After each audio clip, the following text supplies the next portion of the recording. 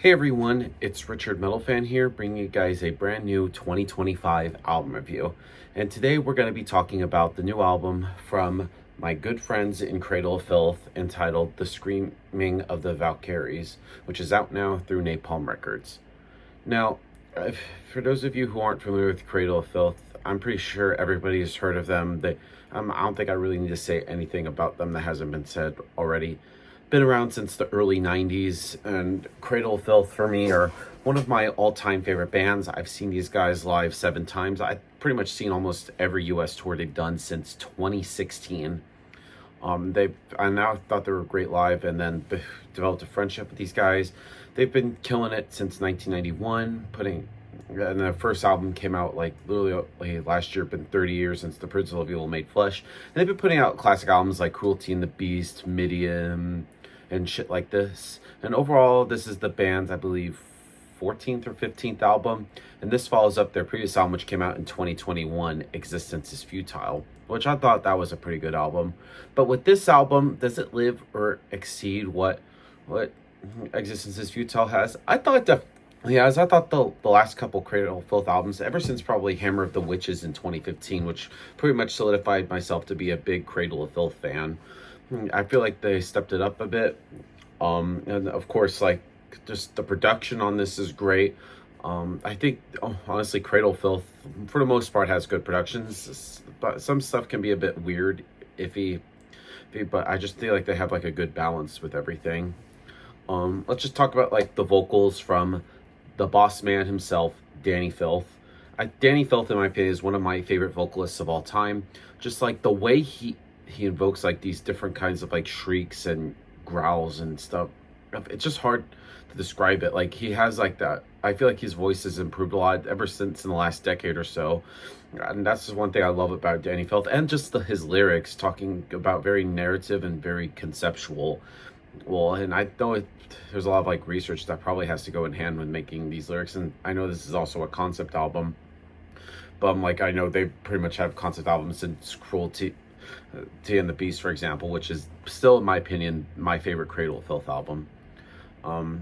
The guitar work on this album is tight from my boy Ashok, and also they also have two new members. First off, we'll talk about my man Donnie Burbage, who also plays with Eighth the Realm from North Carolina. I think Donnie and Ashok both come up with some really great riffs. Like, the one thing I love about Cradle Filth is I feel like they're one of those few bands that just never reuse old riffs. They have, like, new riffs upon new riffs every fucking time, and the riffs and solos that and the dueling guitar parts are really great from both Donnie and Ashok. The bass on this album is pretty solid from Daniel Firth, not Danny Filth, Daniel Firth. I know they both have similar names, but Daniel's bass playing is pretty audible. You can hear it well in the mix. And then the keyboards from the second new member, my friend Zoe Marie Fedorov Ashok Smyrda, since recently, if you aren't familiar, Zoe and Ashok recently got married, so happy for you all if you're by any chance watching this. I feel like Zoe's addition to the band is great. Just like her keyboard playing definitely adds another layer to the Cradle Filth sound, and then her vocals really contrast really well with Danny's. So Danny brings forth that heaviness, and Zoe has that kind of the melodicness to the sound, which kind of is a great bridge between the two. And then drumming wise, my boy, Martin Skorutka, or Marthas as some people know him. The drumming on here is really tight. Like, just the blast beats and everything is just intense. Like, he pretty much knows when to make the song, like, intense, and then knows when to dial it back. So pretty much rambled on for about 4 minutes, so let's dive into this album track by track. Now, starting things off is To Live Deliciously. Now, this is a nice way to kick off the album. It pretty much starts off with some really great orchestration, and also, like, chants that are like you would hear in, like, a church, and then it just explodes into, like, riff central with some catchy vocals from Danny. And I love the aggression with the melody. They, like, as one thing I love about Cradle of Filth, they pretty much have that great bridge between the two, and the perfect balance, I should also say. And this song is, in my opinion, one of the highlights on this album. Has some really great hooks and some really headbanging parts in here from beginning to end, and I just think it's just really a great way to start off the album. Then we go into Demagory. Probably butchered that. Now, this pulls you right into like the dark world that Cradle of Filth are known for, with its combination of blast beats, choral voices, and the sick guitar work. Ashok and Donnie's guitar playing is really great on here, and they pretty much lock in with precision, which is just really aggressive and almost so kind of like atmospheric at times.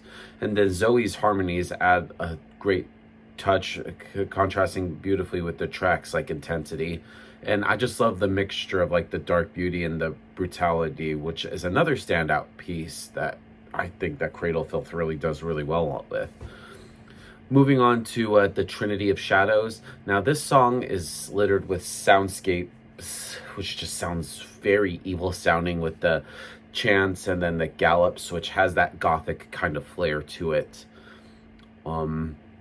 Next song on the album is Non Omnis Moriar. Now this is pretty much where the album kind of shifts mood-wise. It has a bit of a mournful, atmospheric vibe to it, and the slow burn wrapped with like the orchestral swells and the guitars carry with a sense of grand, sort of like gothic doom, that echoes like the best. And it reminds me of something you would hear from like Damnation in a Day, which is another great album of theirs. Moving on to White Hellbore.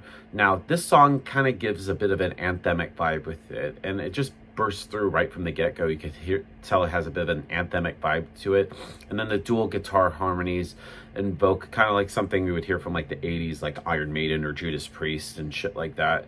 And then the balance of the melodic with sort of like the aggression pretty much makes it like the signature part of the Cradle of Filth sound.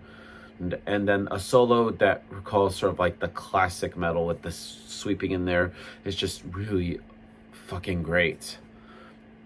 Next song on here is You Are My Nautilus.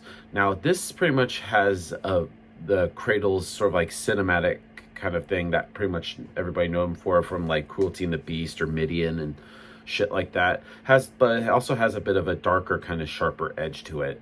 And this song has a kind of a apocalyptic kind of nature to it, combining the best elements of like classic Cradle of Filth with the unrelenting galloping rhythm, which kind of reminds me a little bit of Her Ghost in the Fog from Midian, which is probably my favorite Cradle of Filth song. And then the dueling guitars and the atmospheric elements really just propel that narrative that is both intense and just really just goes in waves. Moving on to Malignant Perfection. Now this is the first single that was released from the Screaming of the Valkyries. And this song kind of reminds me of something from Hammer of the Witches, but it also has a bit more of an atmospheric kind of vibe to it. And I thought this was a great choice for a first single to let people know what to expect from the Screaming of the Valkyries. Then we move on to Exsanguine Draculae. Probably butchered that.